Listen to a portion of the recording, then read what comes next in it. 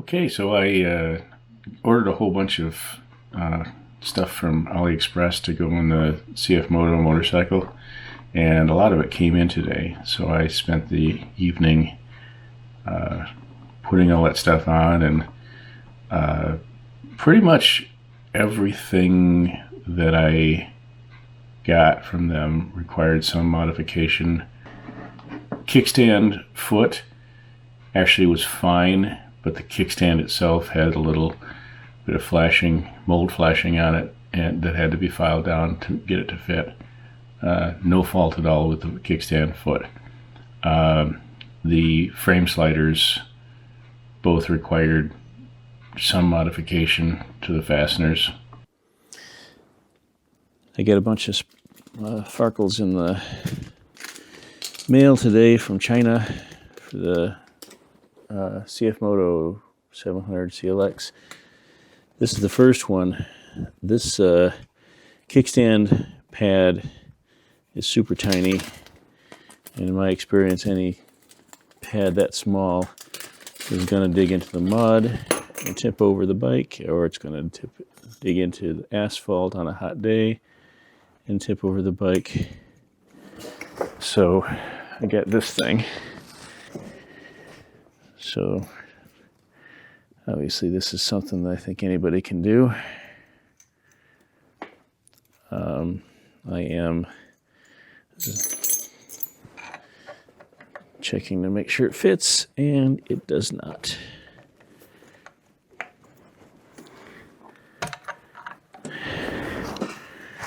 No fits.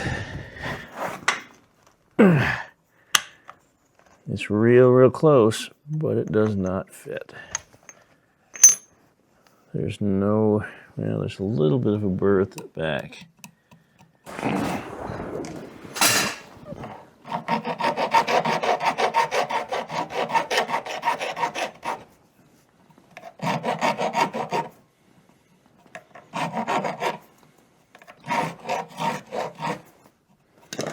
See how that goes. There we go.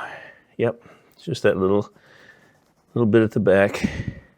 I am going to put Loctite on these screws because I don't trust anything to stay put.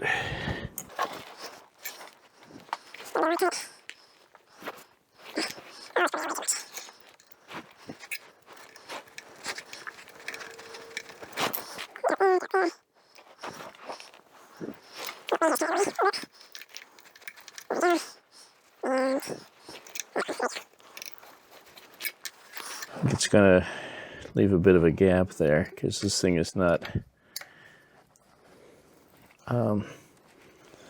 really flat. The top plate is flat, but this is sort of tapered, so you can just tighten it down until you're happy with how snug it is, and that's as good as it gets. And that screw's a little loose. And I'm not going to try to tighten it anymore. Well, there you go. Doesn't hit anything when it goes up. Probably at least triples the surface area there. So I think that's a worthwhile thing. Also has a grip on the bottom of it. Okay, I've got this little frame slider that is designed to protect the muffler if there's a drop. See how that looks. I'm not 100% committed to keeping this. If it's cheap enough, I figured I'd pick it up, see what it looks like. And it's a good idea. The muffler's real pretty. Nice to keep from scratching it all up.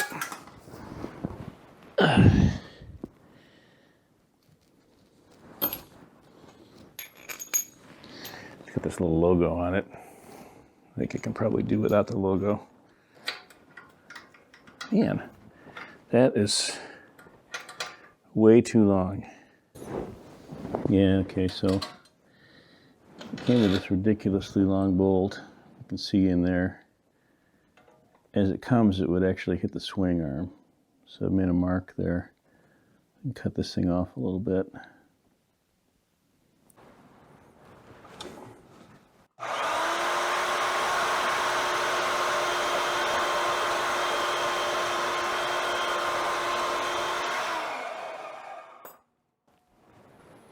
Doesn't leave a lot, but it should be enough.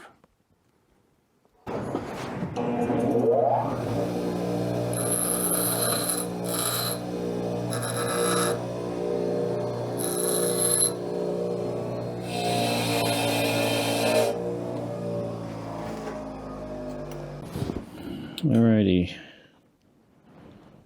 let's try this now. Loctite.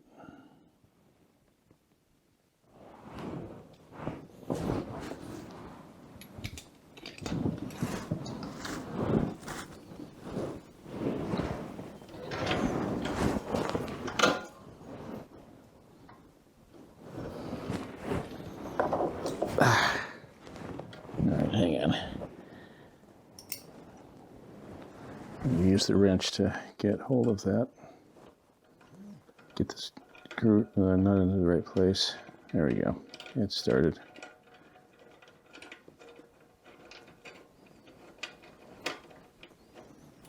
I'm not sure if I get enough thread to tighten this up or not. Yep, just barely.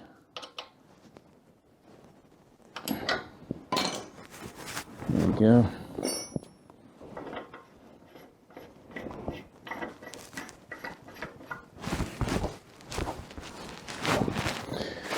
I'm not sure whether I like that or not. Kind of looks a little dorky. Yeah, leave it on for a little while. See if I leave it on or take it off. Okay, now I have these frame sliders. I pulled out this rubber gasket there, so this is going to go into there. It's got a little retention thing sort of built into the frame there. So it goes right around that hex nut. Hopefully the hex nut that it comes with is the same size. All right, put a floor jack underneath there.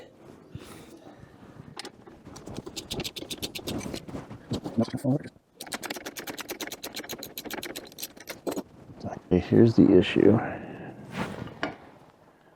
The nut has to fit back into here. And the nut that came out of there is 16 millimeter wrench size. And the one that's shipped with this slider is 17 millimeter wrench size.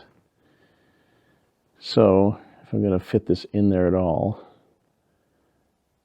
I guess I will have to grind down this stainless steel nut that it came with until it fits.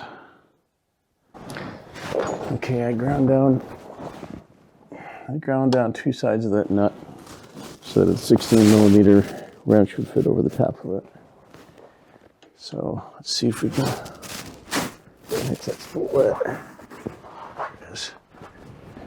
The spool's got to come in from this side so that it slides in properly. And then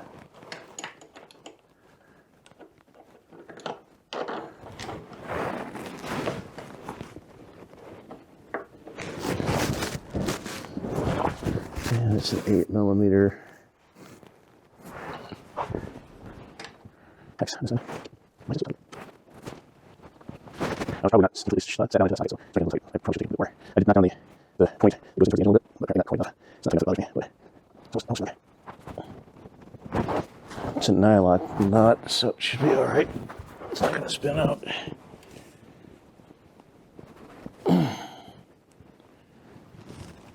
All right, there we go.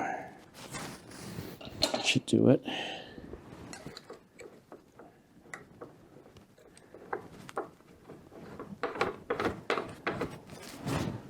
There we go. Again, it's got a little logo on it that I don't really care about. I figure if nothing else, it's kind of a highway peg, you know, to stretch your legs a little bit when you're on the highway. All right, we got the same thing going on over here.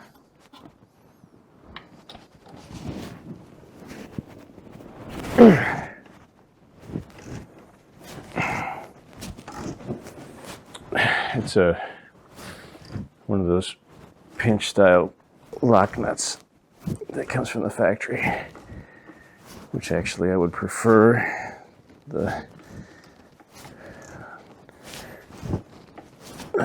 These others came with a nylock nut, which is not ideal. Not as good as the one that came from the factory. Push my magnet. Fish that out of there. Okay, I got that nut ground down, inserted. I ground this one down a little bit farther. Gotta get the spool is a little harder to arrange in this one because it's that coolant reservoir is in the way. There we go. This one's just going in a little easier until it gets to the lock part.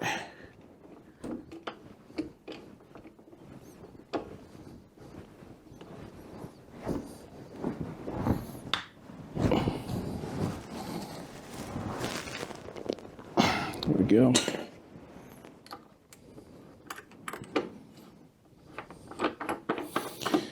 I might be a little sensitive to case damage. My first motorcycle was a 73 Honda, and the shifter was right in front of the